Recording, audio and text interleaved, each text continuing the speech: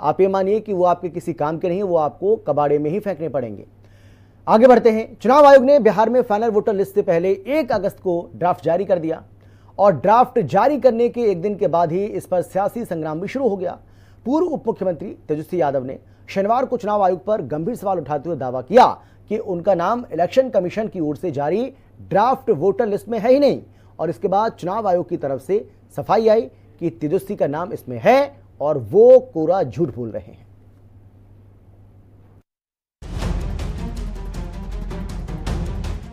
बिहार के नेता प्रतिपक्ष और लालू के लाल तेजस्वी यादव शनिवार को मीडिया के सामने आए। चुनाव आयोग पर बहुत बड़ा आरोप लगाया गया, ऐसा आरोप जिससे बिहार की सियासत में भूचाल आ जाए। बिहार के पूर्व डिप्टी सीएम तेजस्वी यादव का नाम वोटर लिस्ट से कट गया है।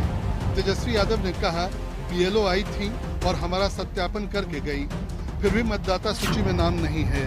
प्रेस कॉन्फ्रेंस में तेजस्वी यादव ने अपना वोटर आईडी कार्ड जारी किया।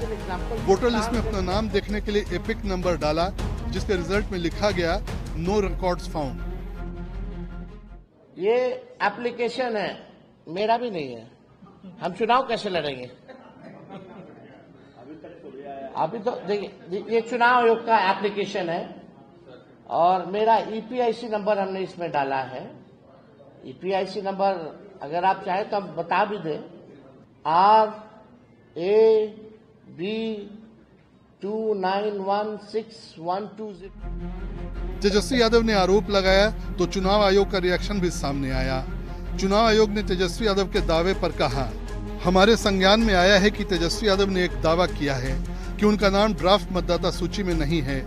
उनका नाम ड्राफ्ट मतदाता सूची में 416वें पर दर्ज है, इसलिए यह दावा कि उनका नाम ड्राफ्ट मतदाता सूची में शामिल नहीं है झूठा और तथ्यात्मक रूप से गलत है। तेजस्वी यादव के दावे का इलेक्शन कमीशन की तरफ से फैक्ट चेक किए जाने के बाद बिहार के उप मुख्यमंत्री ने उन पर तंज कसा। उन्होंने कहा, तेजस्वी, आपकी योग्यता पर मुझे ही नहीं, आपके परिवार और पूरे बिहार को भी शंका है। ड्राफ्ट वोटर लिस्ट में अपना नाम खोजना आपके लिए बहुत मुश्किल लग रहा होगा। झूठ बोलने का सबसे बड़ा ठेकेदारी लिए हुए ये लोग हैं। एक तरफ संविधान के किताब लेके चलेंगे, दूसरे तरफ संविधान का कसम खाएंगे और तीसरे तरफ संवैधानिक संस्था को अपमानित करेंगे, उसके बारे में झूठ और भ्रम का वातावरण बनाएंगे। धिक्कार है संवैधानिक पद पर बैठा हुआ व्यक्ति को कि संवैधानिक संस्था का अपमान कर रहा है। संवैधानिक संस्था के बारे में झूठ बोलकर जनता के बीच भ्रम फैला रहा है। ऐसे लोग पर कार्रवाई होनी चाहिए। इतनी स्वतंत्रता कतई उचित नहीं है जो अपने संविधान और संवैधानिक संस्था पर हमला करता हो। भारत के अंदर ये मानसिकता पर रोक लगनी चाहिए और ऐसे लोगों को ऊपर कार्रवाई होनी चाहिए। लगभग 2-3 महीने में बिहार में चुनाव होना है, जिसकी आवाज दिल्ली तक गूंज रही है। राहुल गांधी भी चुनाव आयोग के बहाने केंद्र सरकार पर हमलावर हैं। We didn't have clear proof. So when I would even mention it to our allies, that look, there is clear cheating that has happened, my allies would say to me, yes, we can see that there is cheating that has happened. And we have such proof. We have such proof that will show the whole country that the institution of the election commission does not exist.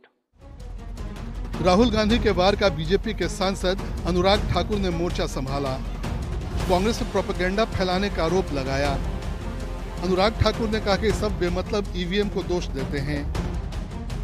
दिन, सप्ताह, महीने, साल बीत गए, राहुल गांधी जी की एक चीज उनके अंदर बनी हुई है, वो है झूठ, झूठ और झूठ। कोई परिवर्तन नहीं और ना ही होने की कोई उम्मीद है। हर दिन एक नया झूठ, हर दिन एक नया प्रोपेगेंडा।